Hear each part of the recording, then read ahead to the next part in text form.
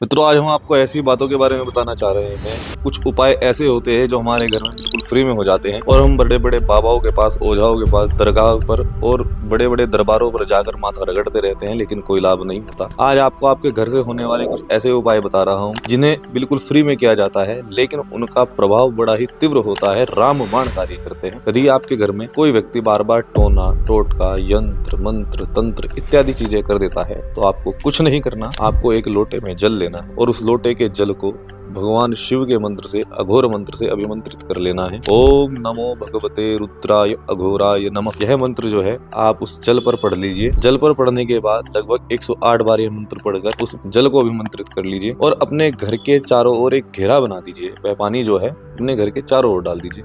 अब लोग कहेंगे कि हम फ्लैट में रहते हैं तो फ्लैट में क्या करें, तो अब आपके घर के जो अंदर चारों तरफ आप जो है थोड़ा थोड़ा जो है जल रात्रि में डालकर आप सो जाइए। फिर आप देखेंगे कि आपके घर के चारों तरफ एक सुरक्षा कवच बन गया है। अब कोई भी तंत्र, मंत्र, यंत्र, जादू, टोना, किसी भी प्रकार का कोई भी आपके ऊपर इसका प्रभाव नहीं होगा। यदि पति पत्नी के लड़ाई झगड़े होते हैं, एक दूसरे की आपस में नहीं बनती, ऐसी स्थिति में आप ध्यान दीजिए कि आपके घर के वेस्ट में अर्थात पश्चिम की दिशा में आपकी कोई शादी की फोटो तो नहीं लगी हुई या आपके कपल की फोटो तो नहीं लगी हुई। यदि लगी हुई है तो आप उसे तत्काल रूप से हटा दीजिए। और ध्यान रखिए, यदि पश्चिम की दिशा में कोई कांटेदार वृक्ष की फोटो लगी हो, कांटेदार वृक्ष लगा हो या कोई हिंसात्मक कोई चीज लगी हो तो आप उसे भी वहां से तत्काल रूप से हटा दीजिए।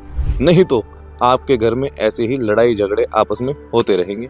और बहुत ज्यादा विशेष आप प्रभाव चाहते हैं तो आपको रात्रि में जामुन के पत्ते ले लेने हैं, 4-5 जामुन के पत्ते थोड़े से पानी में डालकर आप रख दीजिए।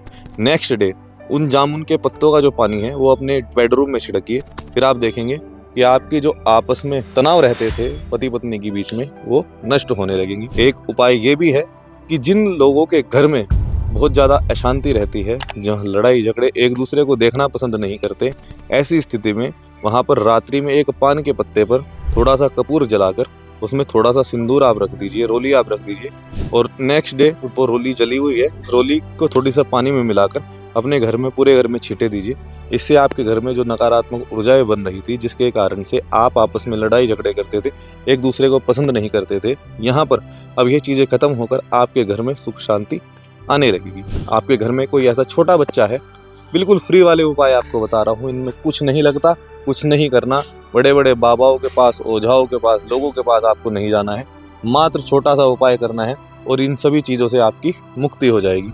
क्या करना है, कोई ऐसा बच्चा है जो बार बार लड़ाई झगड़ा करता है घर में, किसी की नहीं सुनता, वो बच्चा पढ़ाई भी नहीं करता, अलग गलत आदतों में लग गया है, ऐसी स्थिति में उस बच्चे का आपको छोटा सा बाल प्राप्त करना है।